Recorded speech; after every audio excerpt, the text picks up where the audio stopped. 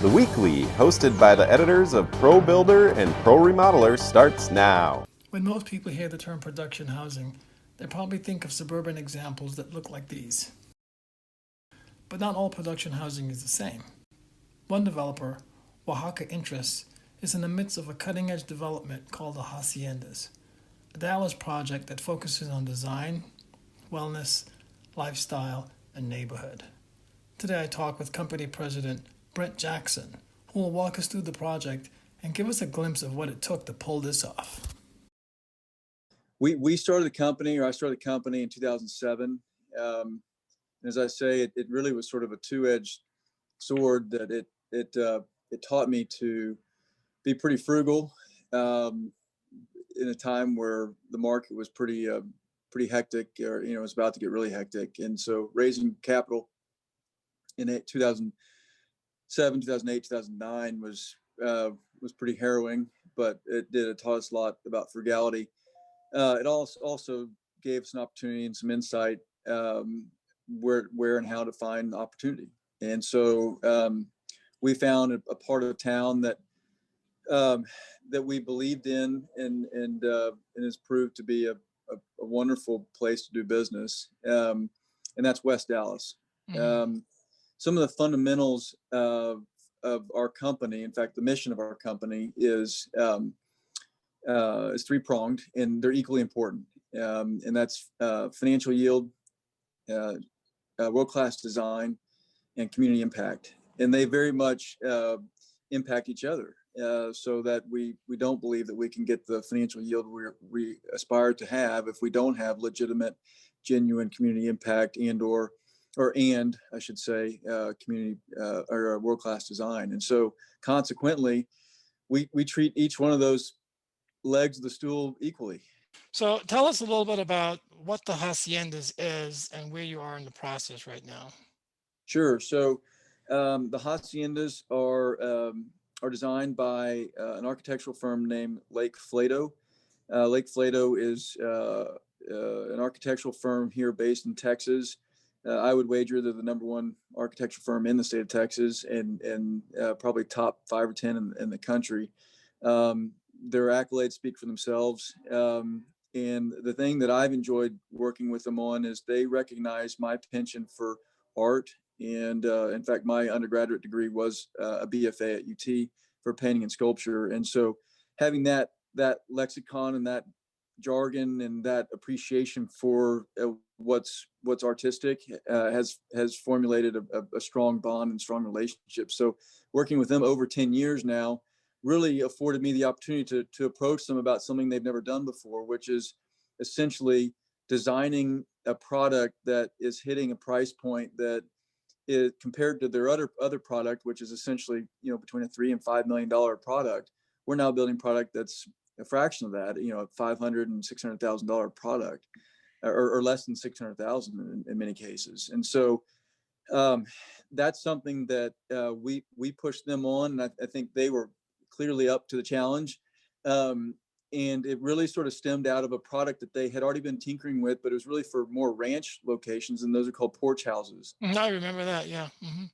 So they really, that was their basis and their ability to see what we were after, and sort of then meld our visions together. And then one other sort of piece of the puzzle, or two other pieces of the puzzle, but the next one up is the landscape architect, and that's Hawker Designs. Mm-hmm. And they go by Hawker now.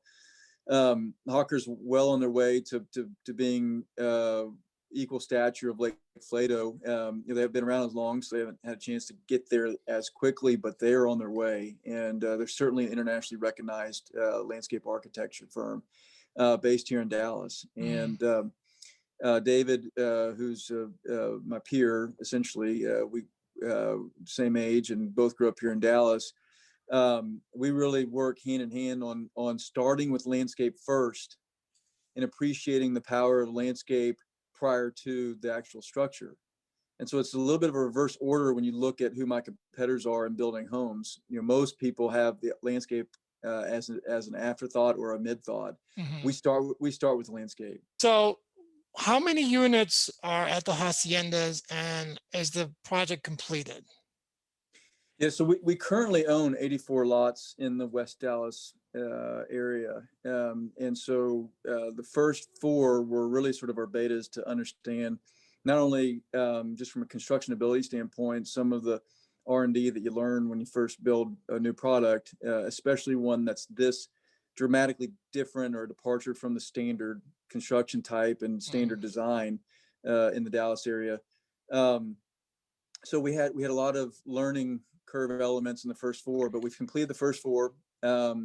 We've got three of the four under contract, or sorry, one is sold, and then two are under contract, and then we've got our fourth one that we hope to have a contract pending here pretty quickly. So we've been pleased with the market's feedback. I was just at the Haciendas yesterday talking to a couple potential buyers, and almost to a T, they've all said the same thing. This is nothing like they've seen this is nothing like anything they've seen in the city of Dallas. Okay, so why don't you go ahead and share your screen so we can take a look at this really cool project.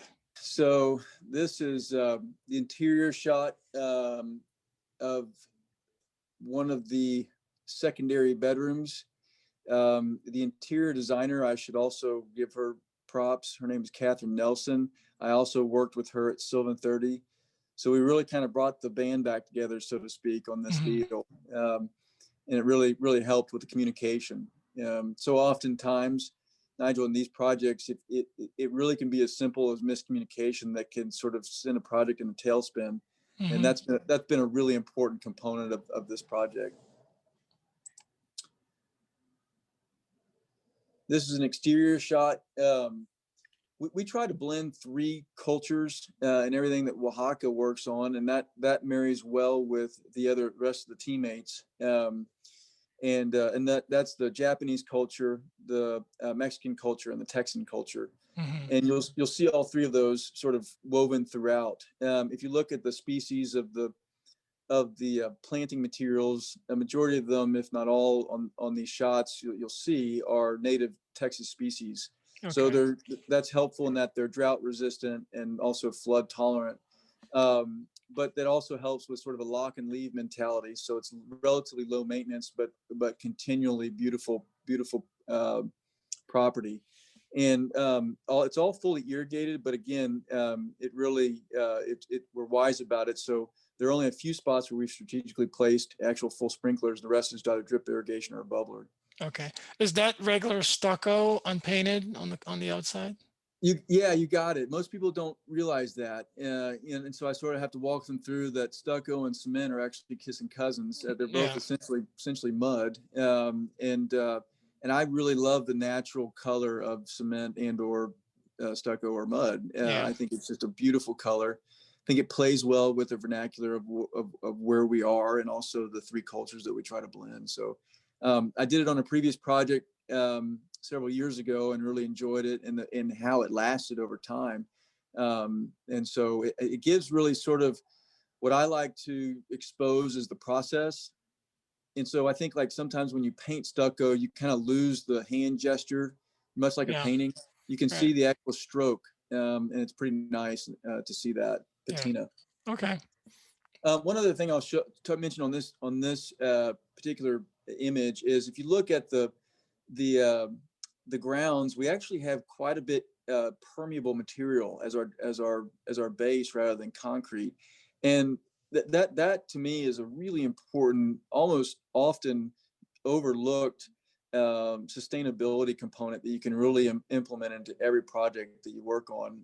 And what I mean by that is that it really allows for water to shed the way it's supposed to shed, rather than sheeting off on concrete and then back onto asphalt and then into the gutter system and then into the river. Yeah. And instead of carrying a bunch of oils and things of that sort on the streets and straight to the river, it really causes them and forces them to go back through natural processes. So that's something we take very seriously. And then we design it and engineer it in a way that we put extensive amount of flex space and subsurface materials on the vehicular portion to hopefully prevent rutting. And then we actually have a pedestrian component that has a softer, but also still a packed element, but just a softer feel. Okay. So this is another interior shot looking back towards the kitchen. If you look, and you'll start to see, these are very simple structures, and we really designed just a series of modules, for lack of a better term. They're not prefabricated at this point. We are considering at a future state when we start to scale to do that. But right now we're building them ground up, and they're just very simple structures. And what that affords us the ability to do is to really focus on things that, if you look kind of over here on the windowsill, there's a little pine treatment there as the base of the sill. Just little things and touches that really sort of pop out a little bit nicer and cleaner, rather than over designing. Yeah. Go to the next image. That's kind of a similar image as what we've already seen.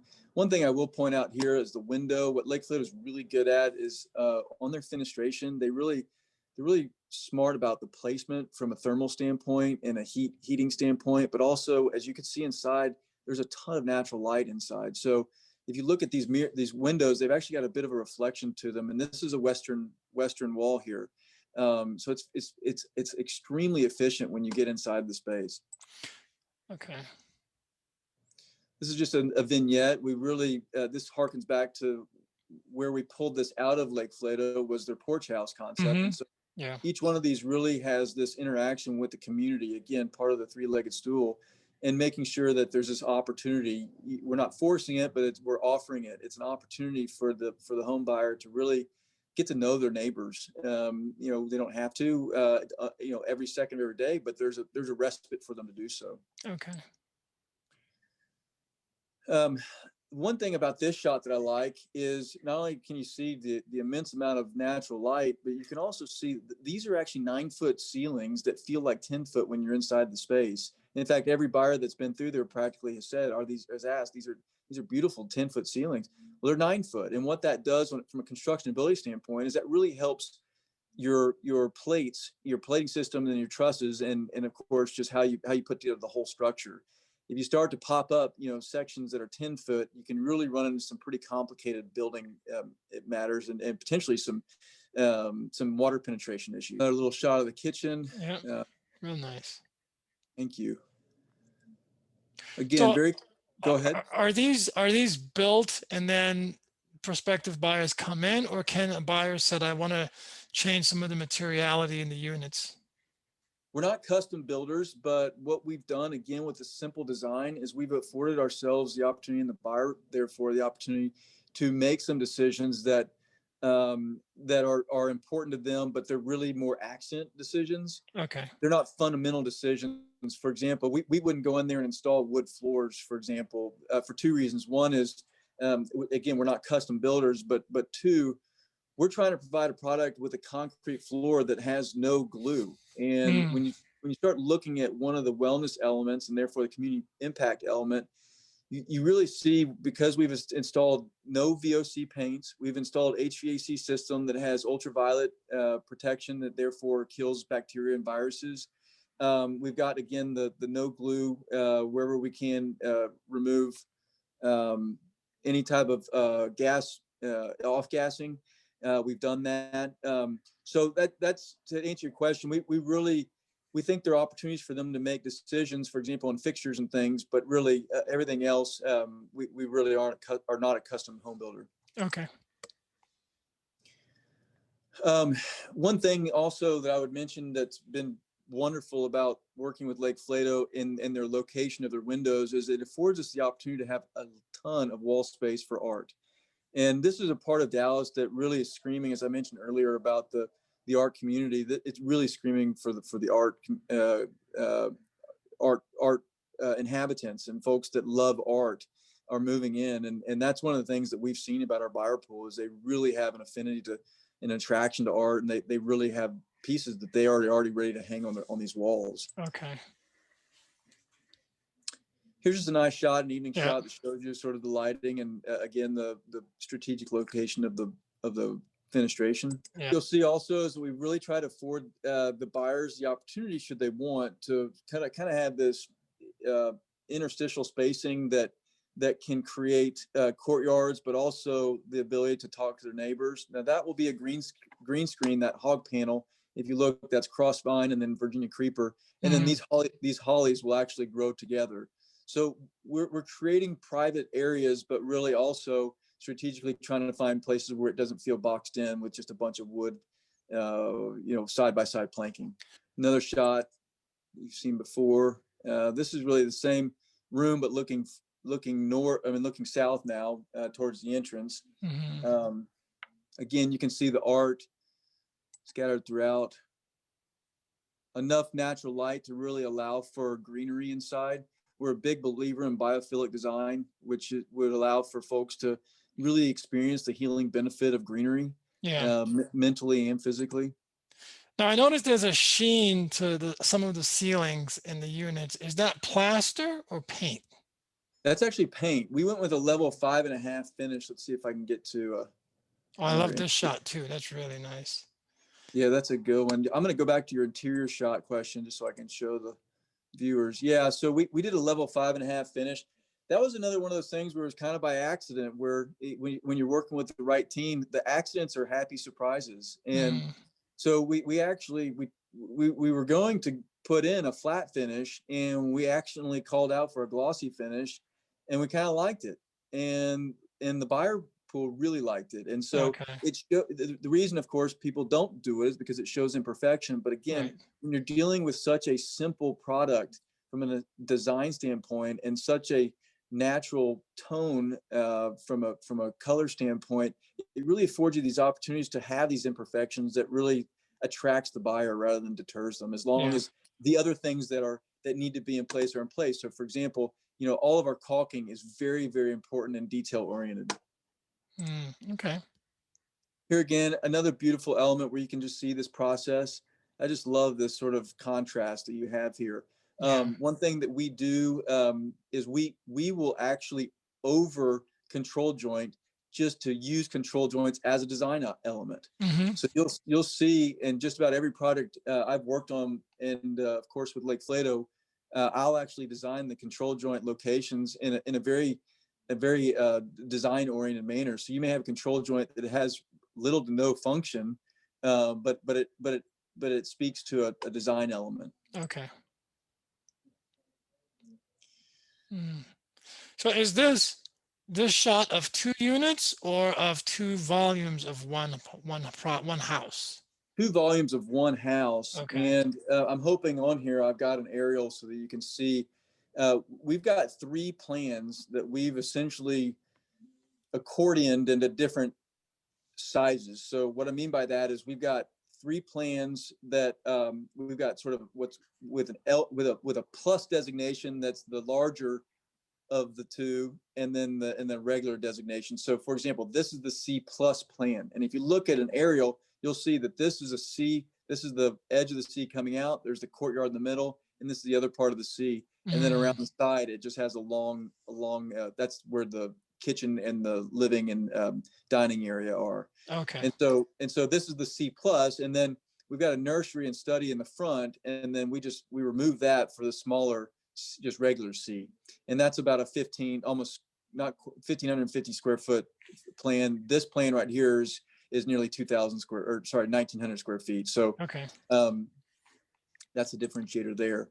And then we've got, this is just another little interior shot. Again, really focused on bringing the outside inside. Another shot. You got to have your utilities and your infrastructure somewhere. So we think we put it in a place that still looks nice and organized, and you could screen it. Yeah. This is actually my son's drawing over the left. Are the countertops quartz or some other? The quartz. Okay. Yes. This is one of my paintings on the right. You can't really see it. I think that may be it. Okay. So I really like this project because it's so different. And most of the times when you see houses in developments, it's pretty standard. You use asphalt roofing, maybe vinyl siding. In your Texas market, it might be brick. But this, and I guess it would be considered production housing, but it doesn't look like production housing. Thank you. How do you balance the need to make sure that they're affordable, because the price point that you mentioned is not bad at all, while at the same time still infusing some design into the spaces. Well, I mean, you hit the nail on the head as far as the pricing is concerned. It's not affordable, but it's certainly lower price point than what somebody would be buying for this design. And we did that for a couple reasons. One is we believe in this area and we don't want to simply displace the folks that are already here. And the buyer pool that we're seeing are folks at that price point that really respect and appreciate the existing neighbors. That's not to say that people that are buying, $2, $3, $4 million homes would not also respect this neighborhood, but it at least gives a larger opportunity for that to occur at this price point. The second thing is that by designing very simply, meaning that the structures themselves are not, like I said, not terribly complicated. It affords us the opportunity to really pop the design and the aesthetic. And what I mean by that is that you will find, again, as you've seen through these photos, that there are moments where you can really sort of touch into an artistic element without having to overcomplicate the design. And an analogy I like to use is that in order to have a rose vine, more times than not, you need to have a trellis. And trellis usually is just a very simple structure, but the rose itself can be a beautiful, kind of crazy, funky vibe to it. And these haciendas are meant to be trellises. And they're meant to allow for little moments of pop where the roses can really sort of open your eye and say, wow, this is beautiful. Yeah. So the when do you expect to be completely built out of the haciendas? So this first 4 was like I said, a beta for us. And so now that we've completed those, we're already working on getting city approval for the next 7. And then the pre-sales, due to the popularity of these first 4, have caught us by surprise, quite frankly. And so what we might be able to go ahead and do is not only build these next 7, but simultaneous to those 7, build our next 20, which is just down the road. Yeah. Okay. All 84 are within about a mile of each other in walking distance, but certainly bicycle distance. And they're all, about a mile or so from Sylvan 30, if not less than that. Okay, great. Well, Brent, it's been a pleasure talking to you, and this is a great project. Thank you very much. Thank you for having me.